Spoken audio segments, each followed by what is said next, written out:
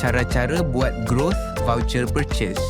Masuk ke ruangan main dashboard anda, klik di bahagian shop. Pilih growth voucher purchase. Di bahagian product information, pilih growth voucher purchase. Tekan add to cart. Anda boleh pilih produk yang ingin di-purchase. Tekan add to cart. Atau buat ahli di sesetengah negara seperti Malaysia, akan ada juga option lain untuk growth voucher purchase seperti travel pack. Tekan add to cart. Anda boleh lihat total purchase anda di bahagian ini.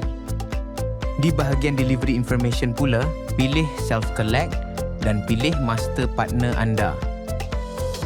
Di bahagian payment information, pilih growth voucher, tekan submit, tekan OK untuk teruskan operasi.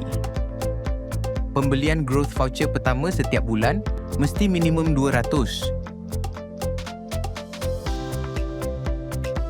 Untuk itu, anda boleh menambah purchase untuk memastikan growth voucher purchase melebihi 200.